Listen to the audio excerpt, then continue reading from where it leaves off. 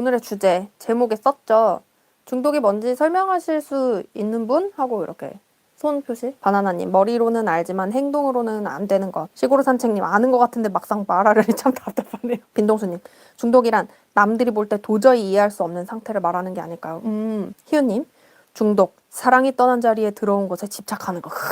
류동호님, 조절하지 못하는 무언가에 빠져들어 종국엔 헤어나지 못하게 되는 거. 그래서 뭔가 정신이 다 무너지는 거. 여쭤본 이유가 있어요. 우리는 중독이라는 문제를 안고 있는 사람들이고 그 문제를 해결하고 싶어하는 사람들이에요.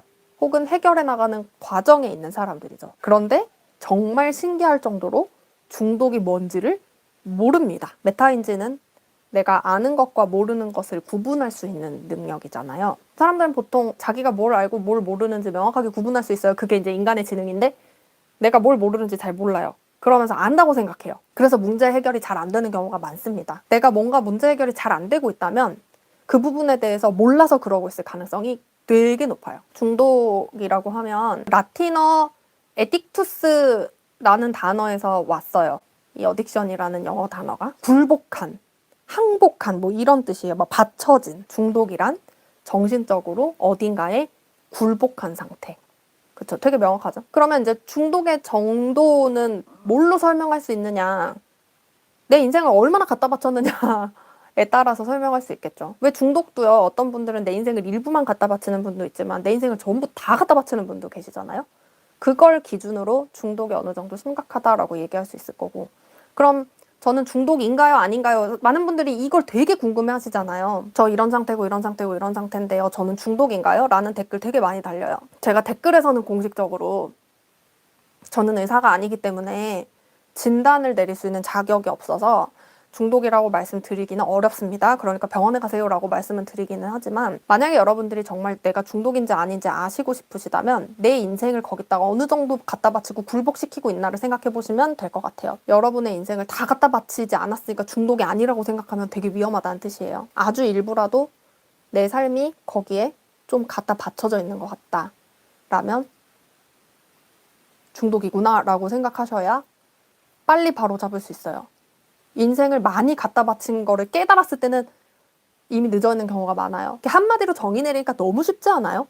근데 이렇게 정의 내려주는 데가 없다고. 모르니까 뭐 해결을 못하지. 그렇지 않아요? 그러면 도대체 중독 왜 되는가? 중독이라는 게 제가 좀 전에 뭐라 그랬죠? 굴복하는 상태, 삶을 갖다 바치는 상태라고 얘기했잖아요. 그럼 왜 중독되는가라는 질문은 왜 자기 인생을 갖다 바칠 정도로 정신적으로 굴복하는가? 라는 질문이랑 똑같은 거예요. 질문의 퀄리티 자체가 달라졌죠. 질문의 수준 자체가 달라진 거예요. 우리가 이런 개념 없이요. 왜 중독되지? 라고 하면 대체로 뭐라고 대답하죠?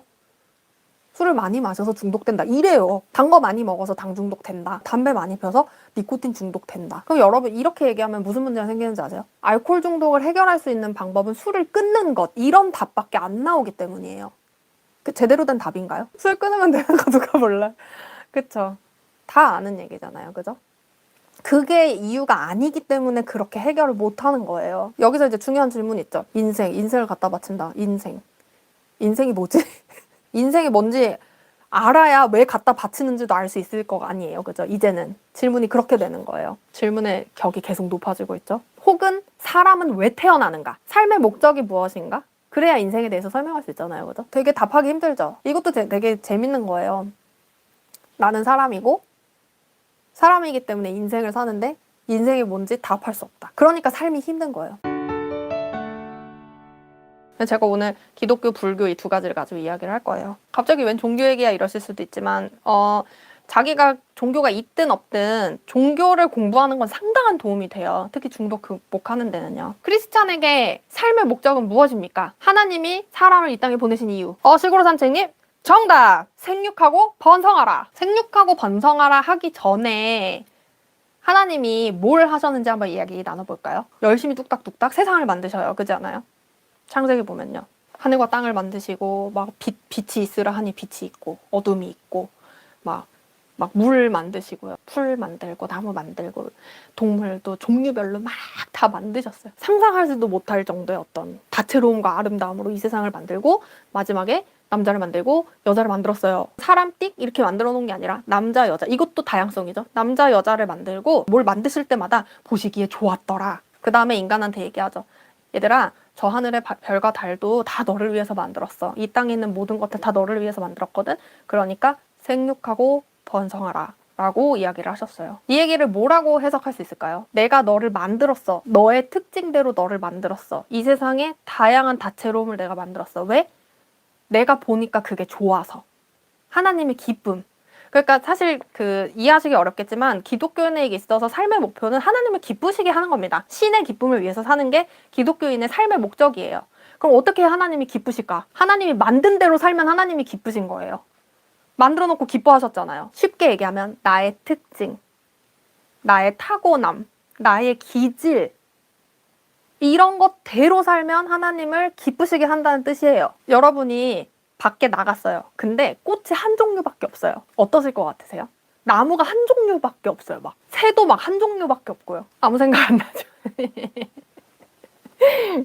아무 생각 안 나는 정도면 다행일 것 같고 저는 정신착란 올 것 같아요. 이 세상이 아름다운 건 전부가 다 다르고 다채롭기 때문입니다. 여러분 아시겠어요? 획일성은 정신병을 가져와요. 그런데 우리 어떻게 살죠? 끊임없이 획일성을 추구해요. 하나로 정해진 성공 공식을 따라서 삽니다. 하나로 정해진 미의 공식을 따라서 살아요. 그래서 어딘가 모르게 공허해요. 자꾸 속이 답답해요. 어딘가 모르게 남의 인생을 살고 있는 느낌이 들어요. 그럴 때 우리가 제일 많이 찾는 게 뭘까요? 중독 물질이나 행위에 나를 갖다 바치는 거예요. 내가 나로 살지 않으니까 내 인생이 별로 소중하지 않은 거예요. 이해가 되시나요? 내가 나로 살면 내 인생이 엄청나게 소중해요. 이 획일성이 만들어지는 게 사실 우리 잘못은 아니에요. 그렇게 교육을 받아서 그래요. 공부 잘해서 좋은 대학 가서 좋은 회사 들어가서 돈 많이 벌어라. 굉장히 획일적이죠. 나로 사는 사람이 거의 없습니다. 그리고 누군가가 나로 살겠다고 하면 정신 차리라고 해요. 특히 나이 먹은 사람이 그렇게 하겠다고 하면 다 늙어서 철없는 행동한다 이래요. 이렇게까지 획일적으로 간단 말이죠. 그러니까 현대인들이 누구나 작은 중독 하나는 품고 사는 거예요. 여러분, 나로 살면요 중독을 신경 쓸 겨를이 없어져요. 그러니까 중독을 끊으려고 막 오늘은 술을 끊고 이제 안 돼요, 여러분. 네. 내일부터는 절대 술 안 마실 거야. 안 돼요, 여러분. 이거 무의식에 들어있는데 그게 어떻게 내가 의식으로 술 끊어야지. 안 돼요. 무의식에 각인이 되어 있는데 그거 어떻게 됩니까? 자, 이번에는 불교인들 손 들어주십시오. 불교에서는 삶의 목적을 부처가 되는 것이라고 정의를 내립니다. 그럼 이제 또 다른 질문. 그럼 부처는 무엇이냐? 부처는 깨달은 자를 부처라고 부릅니다. 더 어려워지죠? 뭘 깨달으려고? 불교에서 말하는 깨달은 자는 또 무엇이냐? 고통으로부터 벗어난 자를 이야기한다고 해요. 불교에서는. 근데 여기서 주의할 점이 있어요. 고통에서 벗어났다라고 얘기를 하니까 고통을 벗어나기 위해서 우리 엄청나게 발버둥 치잖아요. 그러니까 술도 마시고 담배도 피고 포근폭식도 하는 거예요. 그렇지 않아요? 근데 여기서 말하는 고통을 벗어난다는 건 그런 뜻이 아닙니다. 고통이 어디서 왜 오는지를 알아야 된다. 근데 여러분 고통이 어디서 왜 오는지를 알려면 어떻게 해야 돼요? 고통을 대면해야 돼요. 고통을 파고들어야 돼요. 연구해야 돼요. 고통이 뭔지 알아야 돼요. 도망가면 안 돼요. 그래서 고통에 대해서 잘 알게 됐을 때 그제서야 벗어날 수 있고 그렇게 해서 깨달아지고 그렇게 해서 부처가 된다라는 개념이에요. 결국에 여러분 삶의 목적은 고통을 회피하지 않고 대면해서 아까 어떤 분이 그러셨죠. 성장하고 발전하는 거. 그쵸? 성장하고 발전해서 불교적으로 얘기하면 부처가 되려면 고통이랑 기꺼이 맞서야 된다는 얘기예요. 불교에서는 고통을 피해서 도망 다니면 정신병이 오는 거예요. 그렇게 해서 우리가 자꾸 어디로 도망가요? 술로 도망가고, 폭식으로 도망가고, 담배로 도망가고, 쇼핑으로 도망가고, 막 도망 다녀요. SNS로 도망가고, 핸드폰으로 도망가고. 없던 고통까지 생겨난다. 자, 그럼 이제 불교적으로 해석하면 중독은 왜 생긴다? 고통으로부터 도망을 다녀서 생긴다.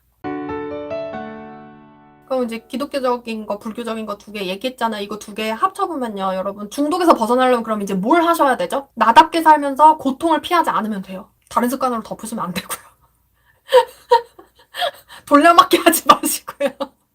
덮고 외면하고 회피하고 이러면 더 고통스러워진다니까요. 중독을 그냥 맨날 많이 마셔서 생기는 거, 뭐 많이 해서 생기는 거 이런 식으로 하면 절대 중독 끊어낼 수 없습니다.